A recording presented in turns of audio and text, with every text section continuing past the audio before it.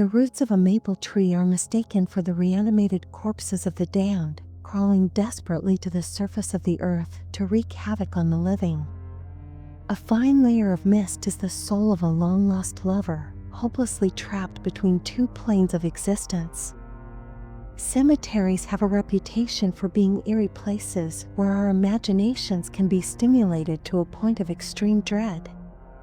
Vampires in hoods and cloaks lurk in the shadows, ready to attack. Demons use stone angels as conduits, and a headstone with a werewolf's teeth outlined by the moon's phosphorescent light. Few people can enter a cemetery in the middle of the night without getting a chill or two, even one as completely ordinary as the Palestine Cemetery. This place in particular was nothing special, but Jax Mercer wasn't plagued by such childish worries because he had visited it so frequently that it was impossible to frighten him. The Palestine Methodist Church was right down the road, and there was a small collection of gravestones, some new and some old, scattered in vases with the occasional rose. However, Jax's lack of fear was not due to his sheer bravery. He knew that the cemetery itself was not a threat, but rather the surrounding woods. He was a huge man, 6 feet 5 inches, and his tattoo-laden arms were as thick as tree trunks, and one hand could easily crush a watermelon. 37 years of age had given his face a hard, brutal look, making his sparse stubble strangely noticeable. Not that he cared, he wasn't a man of hygiene at all. Why would he be? He had no wife to please nor anyone to please for that matter, except for the Lark. On the night the Lark called on him for the nth time, he was sitting on his termite-ridden couch at home watching a late-night's John Wayne movie. He was in a fine mood. His naturally stormy countenance had taken on a look of contentment. The single red rose, the one souvenir of last month's disaster, had been cast into the fireplace not too long earlier. He wouldn't be plagued by sentiment of unnatural guilt any longer. Furthermore, Jax loved Weston. He practically worshipped actors such as Wayne Eastwood and Cooper, and to enlighten his mood even more, he had a woman for hire coming over at 1 a.m. Just in time for his movie to be over. Cheryl, her name, was a flirting blonde goddess of a woman according to the Craigslist ad. Anyway, things couldn't have been going better than the Lark called upon him just as it said it would so many years ago. He knew the call would come soon, but he'd shoved the possibility into the back of his mind. If he'd remembered and fully realized the proximity of his hour, it would have laid wreckage to his sunny disposition. His perfect night was ruined when the Lark's voice pierced his brain like a slug from a high-caliber pistol. It hurt like hell, but it usually did, and all of a sudden he was on the ground, writhing uncontrollably, with his eyes rolling up into his head. He saw nothing but darkness, and he felt nothing but convulsions running up and down his body like liquid fire seamed through the marrow of his bones. The Lark spoke in a foreign language that Jax shouldn't have understood, but he did it because he had a very important task ahead of him, one that, if left unattended, would cause the tragic deaths of hundreds of innocent people. Every night as the residents of the town lay soundly in their beds, Jax was the unsung hero of the community. Although they were unaware of it, they owed Jax everything. Jax went to the rear shed, opened it, and went inside before turning on the light. The scent emanating from underneath the rotting wood was nothing short of repugnant. It appeared as if a raccoon had trapped himself in a tight space between the bottom of the shed's flooring and the uneven ground below. Jax didn't mind. He was used to the reek of festering court, not from his job as the local gravedigger, but from the burden he'd been victim to for years now. Scanning the shelves, he found what he was looking for: a shovel, a large heavy-duty flashlight, and a coil of rope. The first time he'd made his ritualistic drive to the Palestine Cemetery, he'd been as nervous as a kindergarten on the first day of school. His churning stomach had been tied in several complex knots, his sweaty hands had gripped the steering wheel tightly, and his lower lip was being bit with such ferocity, but it had turned white. All that had changed now. He may well have been going to the supermarket for a carton of milk. For all of the emotion he showed, it was a short drive, no less than 5 minutes long. As Soon as he passed the church, Jax turned his high beams on and pulled into the grass rolling through the short pasture between the church and the graveyard. No one saw him. The road was practically abandoned on every day save for Sunday. He parked his pickup as close to the graveyard as he possibly could. As soon as the deed was done, he found it was best to get back home as fast as he possibly could. No sense in you try not to think about what you just did, especially after what happened the last time, but Jack shivered as the memory flooded his mind. He walked the extra 50 yards to the road in order to get it over with as quickly as possible. Then you go home and watch Clint Eastwood waste Lou Van Cleef. With a quick flick of Jax's thumb, the flashlight came to life, giving him a small ray of illumination that he used to look at the headstones. Henderson. He was looking for the tombstone labeled Shelley Henderson, but in reality, Shell wasn't the one lying on the soft white fabric of the casket. Instead, the rotting remains of Shelley Henderson were now slowly dissolving in a pool of stomach acid. He shook himself, cleared his head, and grabbed the equipment out of the back of his truck. The long grass swished impatiently about his feet, so he would have to cut it soon, preferably next Monday, when he was well rested and fit as the gravedigger of this establishment. In order to cast a ray of light over the area he would be digging, Jack placed his flashlight on the ground and propped it up slightly on the rope coil. He then raised the shovel and stopped, knelt, and brought the tool's round point closer to his face. His stomach dropped about a foot, but his eyes weren't playing tricks on him. A maroon speck that he had somehow missed was encrusted into the rusty metal, so he stretched a thumbnail and scratched until it was gone. With that out of the way, he stood pushing the flat of his palm on the shovel handle. As anticipated, given that this grave had only been excavated a month prior, Jack drove the blade deeply into the ground, and it moved through the dirt with ease. Jack grinned. Riley's initial nighttime stab was not bad. Of course, there would be many more to come over the course of 3 long hours. For a typical group of 2 to 3 men, the exhumation process would take about 5 hours, but Jax was a hardy individual who worked quickly. 2 hours later, he was 4.5 feet into the ground, and he was just starting to perspire excessively. Sweat was dripping down the bridge of his nose, giving the Roman gladiator into his left bicep a new slick sheen of fluid. He wiped at his brow absent-mindedly and continued. The pack of chewing tobacco that he jammed into his lower lip was growing heavier. He spat once, letting some of the juice drip down his chin, and then kept digging. He struck the concrete of the burial vault seal no less than an hour later. Breaking in wasn't a problem. That part was done already. Within seconds he was staring down at the black steel of the casket. He breathed in and let out a shaky breath. The hardest part of this entire operation was moments away. He had no trouble handling dead bodies, otherwise his job would be difficult. He did, however, have trouble working up the courage to open the lid of that casket. Looking down at the face of the young boy he'd murdered, that was going to be difficult. He took a moment to reminisce. It was last month, July, when he killed him. He didn't want to, but he wasn't given much choice in the matter. On that night, an especially nasty thunderstorm was forming. In the distance, the occasional flashes of heat lightning served as a natural malfunctioning. When the storm hit at midnight, Lantern was digging, music, frantically, pleading with the earth for the body of Shelley Henderson, an elderly woman who had only passed away a month earlier. The blackened clouds were attacking him non-stop, with stinging rains that resembled bullets. The water loosened the soil, making digging much easier than it had been before. The deep rumble of thunder shook the air. In a matter of minutes, he discovered the same black steel casket for the first time. The grave was flooding quickly, and his ankles were already submerged in lukewarm summer rainwater, placing one knee on the bottom part of the casket. In the beginning, he always needed special tools to open the caskets, but he had since learned that he could use his own brute strength. Overall, Mrs. Shelley Henderson didn't look that bad after a month underground. Her lips shriveled back to reveal dry yellow teeth, and her mouth was turned downward in a post-mortem scowl. Thick chunks of her white hair were starting to fall out. The worst part was that her closed eyes appeared oddly empty, like naked sockets with two thin layers of rotting flesh, and her blistering brownish-yellow skin had sunken into the bones of her wrinkled face. Jax felt the awful, uncontrollable need to get a needle and pierce one eye hole because the flesh was stretched across them and sloppily sewed together. He thought that if he did, the flesh would slide apart and off her head completely.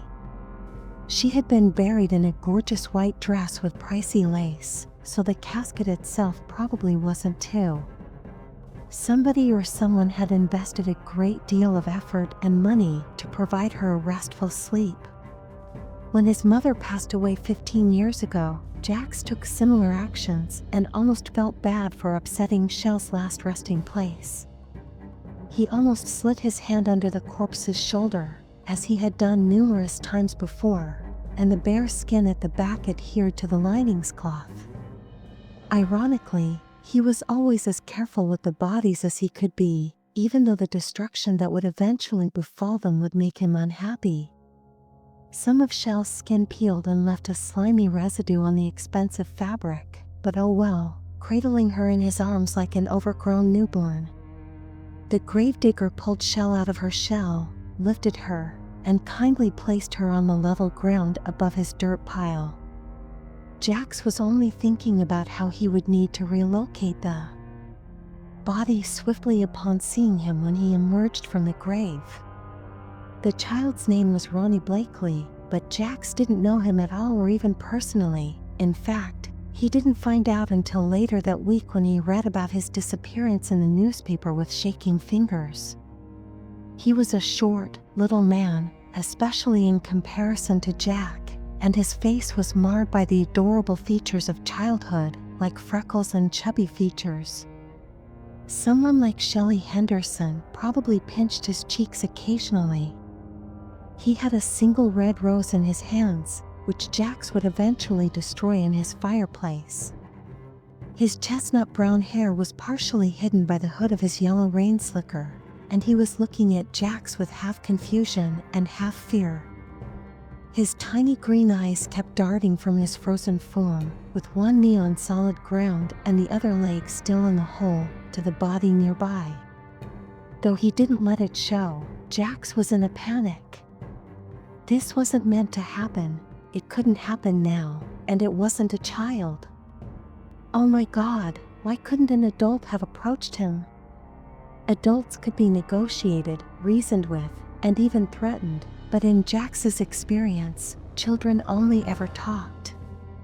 It seemed like this particular child had a lot to say, and when he did, Jack would undoubtedly go to jail, and the town of Palestine would be doomed. The child could unintentionally kill hundreds of people just 20 paces away from him. As Jax gazed at Ronnie, who was silently assessing him from a distance, a ball of energy started to form in his chest. The energy then expanded to his arms, legs, and entire body. He was aware of what needed to be done, but was he capable of carrying it out? A single toss sparked the pursuit. Jax quickly grabbed the shovel from next to the flashlight and wrenched himself out of the opening when Ronnie's lip trembled just enough. Ronnie turned and began to run, and Jax followed, his wet feet squishing against the soles of his boots as they stamped furiously into the marshy grass. It didn't take him long to catch up to his height and build, and they were both still running when Jax raised the shovel over his head. He brought it down, focusing all of his strength on this one fatal swish, and all of a sudden, every bone in Jax's body felt drained. He gently wrenched the shovel downward, and it released itself from the child's head. He closed his eyes, only to hear the thud of the body hitting the ground, and he went to his truck, got inside, and locked the door. There was a bottle of vodka in the glove compartment, and the man's best friend was there. He had the option to leave Palestine immediately and never return, but instead he chose not to consider the devastation that would result from doing so. He was a good man, and his mother, may God bless her, had brought him up better than to act in such a cowardly manner. there was only one option, and that was the right one. An hour and a half later, Shelley Henderson had been fed to the LCK, and Ronnie was 6 feet underground, lying in a bed of eternal sleep. His slumber would soon be broken, though, because the Lark liked fresh bodies, and he must have run out of graves to dig.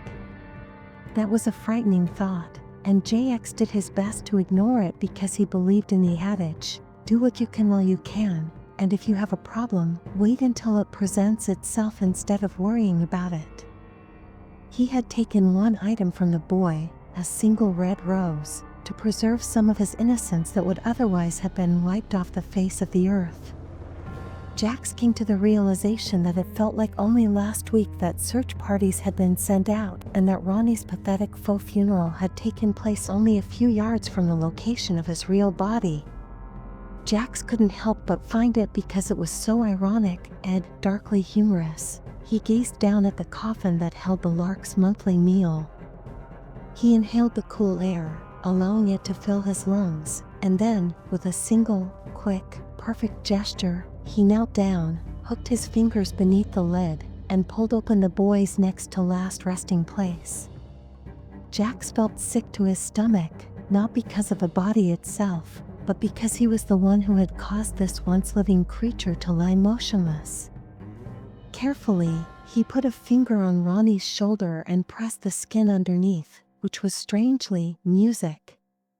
Ronnie had fared even better than Shelley Henderson. In fact, he was almost exactly the same as he was while he was alive.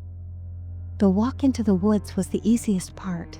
You just had to hold the corpse like your one true love in your arms before heading out.